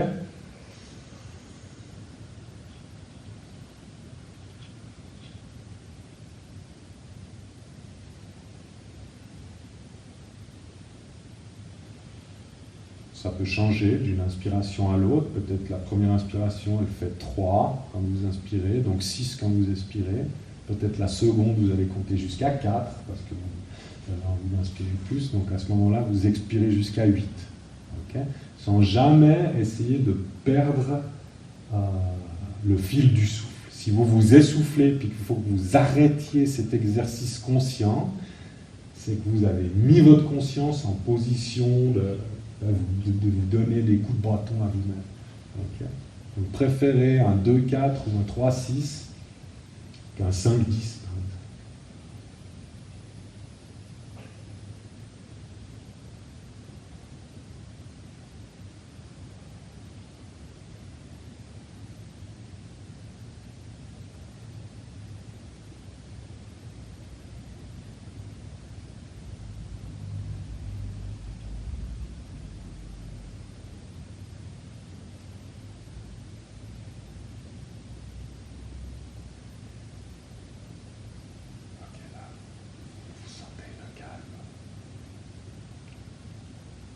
Très bien. Okay. Ça, c'est comme ça qu'on se calme. Okay. Alors, bien entendu, l'apnée ou la méditation, c'est un contexte qui est fait pour ça. Okay. Donc, il n'y a pas... C'est bien entendu que... C'est pour ça que je vous suggérais, lors d'une engueulade conjugale, de plutôt retenir votre respiration plutôt que d'essayer de vous faire du pranayama. Parce qu'au moins, si vous retenez votre respiration, vous ne pouvez pas parler... Et puis cette urgence de réagir, elle est juste de respirer, c'est pas l'urgence de dire « Ouais, mais toi aussi, tu fais chier. » Donc ça, c'est très bien. Maintenant, deuxième partie, la dernière inspiration. La dernière inspiration, pendant les compétitions d'apnée, ou même quand vous le faites à la maison, ou avec des amis, c'est la dernière. Il n'y en a pas une après. Donc il faut prendre la bonne. Okay. Dans les compétitions d'apnée, on a 2 minutes, 1 minute 30, 1 minute, 30 secondes, 20 secondes, 10, 5, 4, 3, 2, 1. Officiel top, plus 1, plus 2, plus 3, plus 4, plus 5, plus 10, plus 20, plus 25, plus 26, plus 27, plus 28, plus 29. À plus 29, on vous saute dessus, vous n'avez plus le droit de plonger. Donc vous avez un laps de temps après le top officiel. Si vous n'étiez pas prêt exactement à ce top, si vous partez avant, c'est con, vous êtes disqualifié, mais vous pouvez partir jusqu'à 29 secondes après. Donc c'est même admis en compétition qu'il ne s'agit pas. La dernière inspiration, il faut que ça soit la bonne, il faut que vous la sentiez. Okay. Si ce n'est pas celle-là, vous prenez la suivante. Si c'est pas la suivante, vous prenez celle d'après, puis au bout d'un moment, il y a l'instructeur qui va dire « Bon, écoute, il faut quand même y aller. Hein. » Mais prenez-en une bonne dernière. diaphragme, poumon. Et là, qu'est-ce qui va se passer? Vous rentrez dans la troisième phase, c'est l'apnée elle-même. Alors, vous allez avoir un sursaut du cœur. Bon, pas énorme, mais vous allez avoir un sursaut du cœur parce qu'au moment où vous allez bloquer cette respiration, normalement, dans votre vie quotidienne, vous expirez à ce moment-là. Et là, qu'est-ce que vous allez? Vous allez fermer le système sur cette bulle d'air que vous avez pris dedans, et ça va envoyer l'oxygène dans les vaisseaux, puis vous allez avoir un petit coup de speed, okay? Un petit coup de stress. C'est normal. Ça ne changera jamais. Okay? Et puis, pendant 10, 15, peut-être 20 secondes, vous allez être sous tension à cause de cette surabondance d'oxygène. Donc ça, c'est un moment qu'il faut traverser. Les premières secondes de l'apnée sont difficiles à traverser. Okay? Et puis, à partir du moment où les cellules vont avoir reçu leur paquet Amazon d'oxygène, eh ben, le système va commencer à se calmer et puis votre cerveau va être suffisamment oxygéné pour commencer à suggérer le calme de manière douce et compassionnée. Alors, au début, on n'arrive pas à se suggérer soi-même de manière douce et compassionnée. Comment on fait? On observe. Okay? Parce que l'observation, c'est compassion. Okay? Vous vous observez vous-même et puis éventuellement, vous pouvez faire un body scan, je détends ma bouche, je détends mes oreilles, et puis vous pouvez descendre du haut jusqu'en bas, vous pouvez faire ça, vous pouvez penser à quelque chose d'agréable. Moi j'ai un copain qui tient sa respiration 9 minutes 30, il est monstrueux, il chante Amazing Grace au ralenti. Dans sa tête. Hein. Et quand il a fini, il sort de l'eau, il a fini son Amazing Grace. I am okay, il en a eu pour 9 minutes 30. Okay. C'est magnifique. Donc, vous observez, au début, il y a ce kick d'oxygène, ensuite, il y a une partie d'équilibre qui arrive, et puis ensuite, observez ce qu'on appelle dans le bouddhisme les skandhas, c'est-à-dire l'empilement des phénomènes. Ok? Parce que il faut observer ce moment où votre corps va vous signifier son urgence de respirer. Donc vous êtes aux aguets à l'intérieur. Ah, est-ce que c'était ça? Ah, est-ce que c'était ça? Est-ce que ça c'était une contraction? Est-ce que là j'ai l'urgence de respirer? Est-ce que ça c'est l'urgence de respirer? Et puis bah, forcément il va venir. Ça va s'empiler. Au début, il y a peut-être que je vais avoir un signe. Et puis il va y avoir la pensée que ça c'est un signe, mais c'est pas encore le signe sans doute. Et puis il y a le signe sans doute, puis là commence l'urgence, et puis ça va s'empiler jusqu'à la souffrance, mais on va pas aller jusque-là. Okay? Il y a des gens, il y a une apnéiste suisse, valaisanne, toute petite, 1m45, elle n'a pas du tout de contraction, ni même de brûlure au thorax, ni rien du tout. Donc c'est une dangereuse, okay? Parce qu'il n'y a pas de tilut, respire. Alors heureusement, elle ne s'est pas donnée dans la... Enfin, elle est assistante de soins, elle sait ce qu'elle fait, donc elle a quand même des alarmes pour lui dire remonte à la surface et ce genre de trucs. Okay? Donc nous, c'est ce qu'on va faire juste après. Et vous allez retenir la respiration, vous allez avoir ce kick, puis la relaxation, puis vous allez observer, jusqu'à ce que vous ressentiez cette urgence de respirer. Puis vous allez l'observer un tout petit peu, parce que c'est comme si on est au zoo, il y a le tigre qui arrive en chargeant, ça va, il ne va pas vous croquer, vous n'allez pas mourir ce coup-là si vous avez une contraction, donc vous observez comment votre corps réagit, et puis là, vous allez re-respirer. Comment on fait pour re-respirer? Alors ça a fait l'objet de recherches scientifiques, hein, c'est comment on va faire pour respirer à la fin d'une apnée de manière à réengranger le plus vite possible de l'oxygène. Parce que le problème, ce n'est pas la surabondance de CO2 à ce moment-là, c'est le manque d'oxygène, parce que éventuellement, le fait de recommencer à respirer va utiliser cet oxygène. Vous comprenez, l'apnéiste qui remonte à la surface et qui recommence à respirer, au moment où il fait, eh ben, ce tout petit effort de concentration pour signifier aux autres qu'il est OK suffit à éventuellement faire qu'ils partent en samba ou en blackout de surface. Okay? Donc il faut respirer d'une manière précise. Alors, bon, on va le faire, mais vous allez mettre les mains sur vos genoux quand vous allez le faire, ou être sûr, et puis je vais vous montrer d'abord. Hein. Parce que moi, ça me fait toujours tourner la tête. Donc c'est ce qu'on appelle la respiration en crochet. Okay? Vous allez inspirer de manière active, expirer passivement, mais même sans expirer. Vous allez juste relâcher l'air que vous avez inspiré de manière passive. Attendez.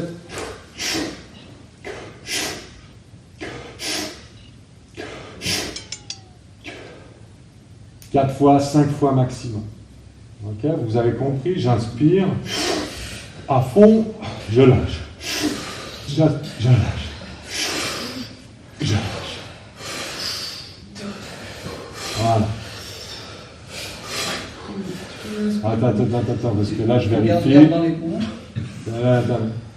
Voilà. Maintenant on parle.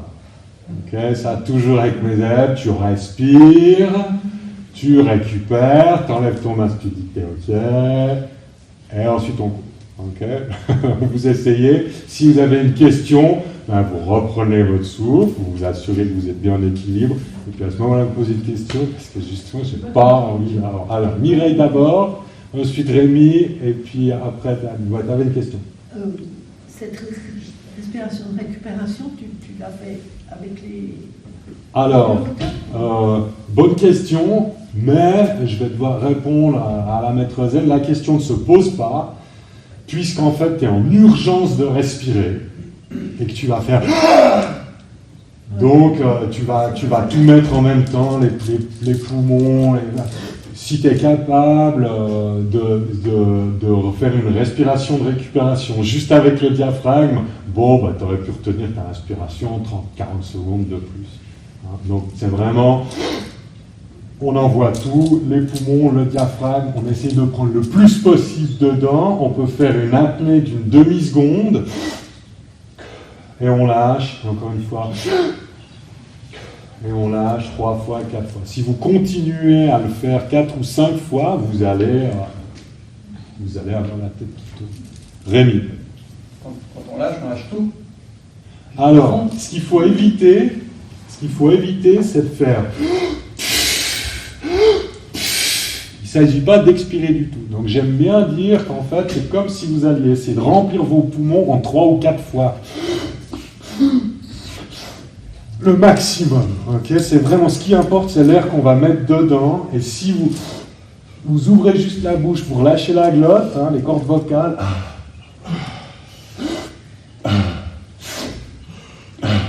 ça suffit. Mais on n'expire pas consciemment ni activement. Okay, parce que si tu expires consciemment activement, tu vas produire un mouvement énergétique et puis tu vas éventuellement...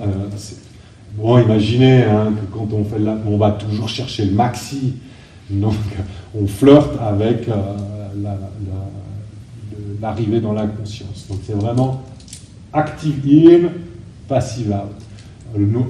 Pourquoi aussi on plonge à 2, bon pas seulement parce que le pote il peut se noyer, si on n'est pas là pour le sauver il va se noyer, mais aussi pour quand dans des cas d'urgence, les neurones miroirs fonctionnent vachement mieux que vos neurones à vous. Donc si on est face à face, puis que je dis respire, puis que je fais, vous allez juste faire la même chose que moi. Okay, donc c'est pour ça qu'en binôme, c'est toujours mieux. Alors, on l'a dit avant avec Cockwell, hein, incompétence inconsciente, incompétence consciente, compétence consciente, puis compétence inconsciente. Au début, ça demande un effort. Recommencer à aspirer. Combien j'ai fait? Okay, donc toujours on respire, on retrouve son calme, on rentre dans la phase de relaxation. On signifie à soi-même ou aux autres qu'on est OK. Quand on le fait à deux, on dit à l'autre I am OK. Et puis moi j'insiste, I am OK, on ne dit pas tout va bien, parce que là, si tu n'es pas capable de dire I am OK, mais tu dis tout va bien, peut-être que ça va pas. Okay, donc on fait un petit truc pour se le signifier. Si vous êtes tout seul, vous pouvez le faire à vous-même. Ça vous permet de voir si vous êtes de l'usage de vos doigts. Okay. I am OK. Puis ensuite, vous retombez dans la phase de relaxation. Tahani, tu as une question? Oui, si j'ai bien compris, j'ouvre la bouche, je prends l'air, je ferme ma bouche, je retiens ma respiration et après j'expire, c'est ça? Ouais, alors c'est même pas que tu as expiré, c'est que cet air que tu as avalé, tu vas juste le laisser ressortir avant de réinspirer à fond. Ok? Il va ressortir par le nez ou par la bouche? Généralement, dans l'urgence, ça sera la bouche. Okay. Mais si tu peux le faire avec le nez, c'est un petit peu comme Mireille, si tu peux le faire à la récupération après une apnée, faire une respiration de récupération diaphragmatique avec le nez, ah bon, tu aurais pu la retenir plus longtemps, ta respiration. Okay? Voilà, c'est comme ça qu'on fait à chaque fois. Donc, relaxation, dernière inspiration, apnée, recovery, récupération, et puis on retourne dans la relaxation. Et puis quand on a signifié qu'on est OK, quand on s'entraîne à 2 personnes ou à plus, à ce moment-là, on peut reprendre 2 minutes, 3 minutes de relaxation. On inspire, la dernière, on retient, et on repart.